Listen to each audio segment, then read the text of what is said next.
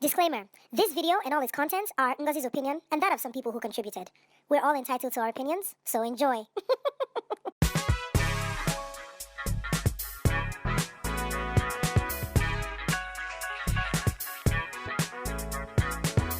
Hello everyone, welcome again to another amazing episode of The Ngee Show. My name is Ngozi.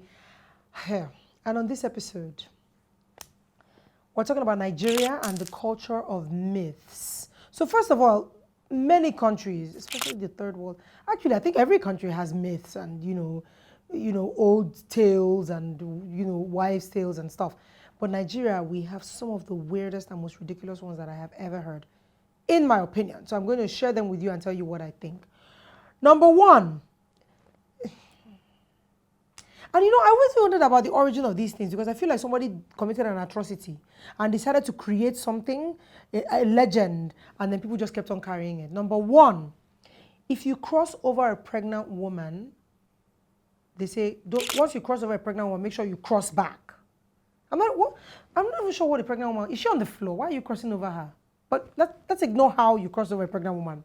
But apparently if you cross over a pregnant woman, you should cross back, otherwise their baby will look like you. I'm like, nigga, you shagged your neighbor's wife. Don't lie. Don't lie. Don't lie. There's no way her baby will look like you if that baby is not your child. So, first of all, I'm not sure where she was and what position she was in when you crossed. Was she sitting down? Maybe it was the days of like village life where she's sitting on the floor and her legs are crossed and she's picking her beans on the side and you now went over her leg. Why were you going over her leg? You wanted to see your brokers. What were you doing there? Like, I don't know. I just feel like this was a guy who was shagging his neighbor's wife, and then she had the baby, and they said, hey, Oyuko Ebubedike. And then Enrique was like, well, no. They now said it's because she crossed over her and didn't cross back. Ewo, no, sir, Ebubedike was shagging your wife. You don't know why it's going on. Number two. So if you hear that one, just personally, I think it's gone. But Amiibo, I've been to the village, and apparently people still say it. Number two, don't sweep at night and throw, like if you sweep at night and pack the dirt, don't throw it away because you're sweeping your wealth away. If that ain't the dumbest thing I ever heard. But let me tell you what I also think the origin is, and I was going to ask my dad. Now, clearly in the village, in the rural areas where there was no electricity, if you sweep your compound or wherever at night and you throw it away at night, you don't see if like some loose change fell and you've packed it in error or some naira notes or whatever fell into your thing and you can't sort out what's dirt from not. Then you throw it all away, so you've thrown away some money.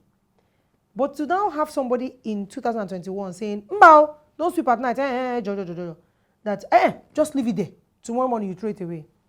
Because when you toss what is clearly rubbish into the bin at night, you've thrown away your wealth. Personally, I don't think any young person would say that. And if you're the child of a parent who has said that, I think it behooves you. I think the least you can do for the rest of us is to educate your folks. Yes. Yes. It's the least you can do. Send it to them on WhatsApp. I mean, what do they call it now? WhatsApp. Send this video to your mom or your dad on WhatsApp and tell them that there's literally no way that you are throwing your wealth. So I won't collect my salary this month because I swept at night and threw it away. Mommy, daddy, Emma need Lati Farabale, please. Yeah? Number three. This one killed me. I can't even, y'all are tripping in these streets. You can't flog a male child with a broom or his penis will disappear. No, first of all, I don't even know why you want to flog anybody with a broom. What did they do to you? Why are you flogging them with a broom? Aziza, as in Ibale, why are you flogging anybody with a broom? Let's overcome that and just assume you're mad. You now decide the child was so stubborn and so badly behaved, you said to flog them with a broom. I don't know the origins of this thing. Somebody's saying it's Yoruba, not sure if it's Yoruba or Igbo or who knows, but you now flog the child with a broom and then when you woke up I don't know, the next day. What's the lead time? Is it 2 weeks? The penis of this young man had disappeared. So just like I did for the last two, I tried to give some perspective as to what could have been the origin. There's no origin for this one. I've tried. Because I'm not understanding how a male child's penis could have vanished. Was he? Maybe it was years. Perhaps he was what they call hermaphrodite, but I don't know what the politically correct name is now, where maybe his penis was in, like as he got older, he had more of a vulva than a penis, one of those kind of, like genital things that dysfunction. I can't even imagine that they will not say, they flogged him with a broom when he was 3.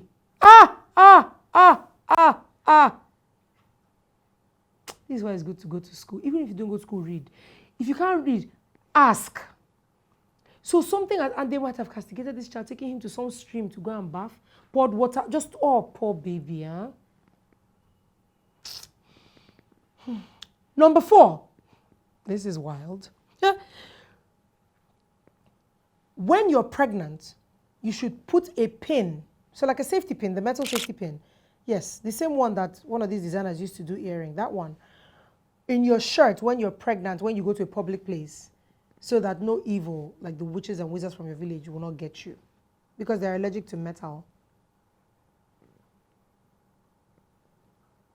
I mean, clearly that must be the case, because what does a pin? If they come near the pin, you can use the pin to choke them. I can't, and that's why I group these two together, because I cannot fathom. And you guys, if you know, please put the comments in the comment section, because I really want to understand where this could have come from. I tried to Google it. Google is like, you don't lost your mind. We don't have this information. So I don't know where this urban legend came from. I don't know where this particular one came from. If you put the pin, and I've seen a lot, I promise you, especially in the semi-urban areas. In Lagos, not so much maybe, but I've seen women, I go to the village and you just see them, they'll be wearing a skirt and a top, and there will just be a random safety pin. The safety pin is not holding their shirts together. The safety pin is not pinning their bra. Just there like a brooch, pam, visible for you and the witches and their cousins to see. And I'm looking at her, she say, what's wrong? I say, I'm pregnant. I mean, everybody know you're pregnant. Look at your stomach. What's the pin for? She's like, go. I'll be like, iffy. What? Is there something I should know? But they do it. And I don't understand the origin. If you do, please, by all means. Golly, educators. Number 5. We're finished. We're finished. And these things are the reasons why churches and all these kind of things are rocking and really making headway in Nigeria. Number 5. When you spit on the floor, and you've noticed it, you've seen it now where people spit. I can't stand people who spit. I guess, and this pregnancy, I don't want to even judge people, because when I was pregnant, I didn't have the spitting issue. I didn't spit. I didn't feel like everywhere I go, in Nollywood movies now, the minute a woman comes up, she's pregnant. No, honey, she had bad food last night. I didn't find out my pregnancy because I went out like, myths. But anyway, so I didn't have any of that. It doesn't say that these symptoms don't exist. They do. So I'm not going to come out here and be judging people who spit. I feel like you don't spit. Then 2 months later, you find out you're pregnant, you just start spitting because they told you you were pregnant. Anyway, so when you spit on the floor, cover it with sand. Because if anyone steps on it in error, Lord, now I want to, because if anyone steps on your spit, you, the spitter, will have a sore throat for a while. I don't even know what the connection is, because, so what I'm thinking is that maybe the person steps on your spit and they're angry that they stepped on spit, so they curse the owner of the spit. Yeah, because I'm sorry, guys, there has to be something, right?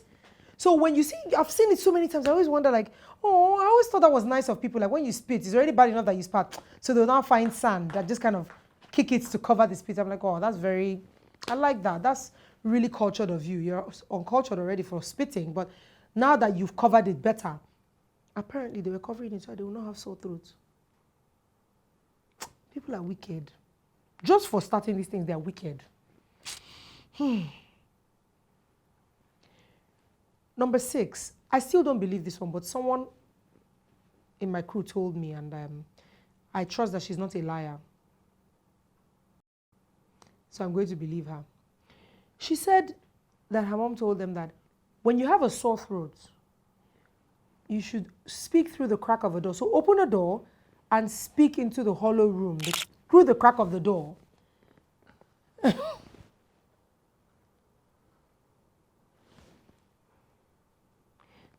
And then you...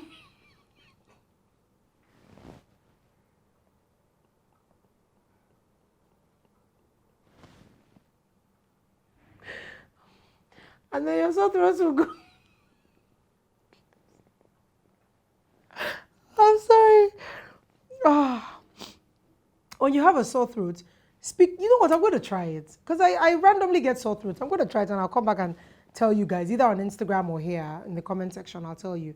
If you have a sore throat, open a door, just speak through the crack of the door. I don't know for how long. Maybe you sing a song. You know, like, come and see, oh, come and see, or something like that. And then when you finish singing the song, you wait. I don't know if there's a lead time. And then the sore throat will go. So you don't need to take a lozenge, no strepsils, no shea butter, nothing. Just speak through the crack.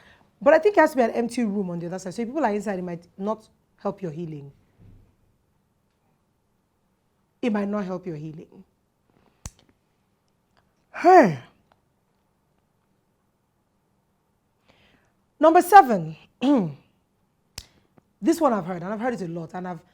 So when you wear your clothes backwards in error, you will get some money. And the same thing with if your palm is itching. I think they said your left palm, if it itches you, it means that money is coming. Now, it has happened to me where I have gotten to work and someone's like, oh my God, is that the front of your dress? I'm like, oh, are you kidding me? How? Or I'm out with friends, I just threw on a t-shirt and I get out and realize that I was wearing it on backwards. Very few and far between. Do I now remember where that money came? I don't know, because it would be good to have a lead time. This is what we say about timing. If that thing happened to me on Tuesday, should I already expect money that day? Or is it the next day? So I can look out for it. Because if it happens on the 21st, and I usually get paid on the 22nd, nigga, I was going to get paid anyway. So is it this shirt now that brought the money? You know what I mean? So I feel like these guys were not specific. So there's no way to calculate the efficacy of these things. So if you know how long, what the lead time is, please tell us so that when my palm starts itching, I can now say, that money I owe you, I'll pay you on Saturday because my palm itched me on Wednesday. So I know that in 3 working days, I will have the money that came from the itching of the palm. But if I don't know, you know what I mean? So if you guys know, please ask your parents and let us know. And the final one, I've heard, if an owl is on your roof crying, then something evil is about to happen. And it's painful because I feel like Nigerians just don't like certain animals, like cats. We don't like cats. I don't like cats. They slither. Ew. But we don't, and I feel like once we don't like something, we will connect negative things to that thing. So like a dog is not an evil spirit, but a cat is because it's a very slight creature. You know those kind of things, right? So if an owl is, so apparently the sound is like that coo, coo, coo, coo, coo, coo. I mean, I'm sure this is a terrible owl sound, but something like that. So if an owl is on your roof, not on a random fence on the road or on a tree, but at night it decides to perch on your roof, and then it starts to make this noise, yo. The challenge is I don't know what you can now do because it has already cried the cry. So what you gonna do? That thing gonna happen, right? Like, so maybe you can exercise the house. You can call your people and quickly start going to night vigil. You can, if you did something bad to somebody, go try to undo it because they don't cut you. You know, so I don't know if by the time the owl cries, the thing is already going to happen to you because, you know, it has cried, right? So perhaps if an owl cries on your roof, you should quickly start righting your wrongs. Aha, yeah. Because then that way, you know, that evil thing might not happen. Or you can start calling people. What I don't know is, again, the lead time. You know, should you go out that day? Will a trailer hit you that day? Is it tomorrow? What if it's Saturday? So you don't know. So either way, these things are very weird and outlandish. So have you heard of any of these things? We asked a few people if they've heard any of these weird things. It's very common in Nigeria, my goodness, especially in the rural areas. So I heard one about birds. So it's assumed that if you're just walking like you're you're going on your own and a bird poops on you, that day is going to be such a good day. You're going to make a lot of money. I think that's very crazy because it's like then that would mean that we're all looking forward to having birds poop on us. I think it's happened to me once. I didn't make a dime, so I don't believe it. Okay, while growing up, there's one myth I used to hear. They said when you pay everything, the chaff, you don't step on it. That when people step on it, those people will be poor in life. That they won't have money. We forbid it for taking a broom to beat a child and sweeping in the night. Only God can save me.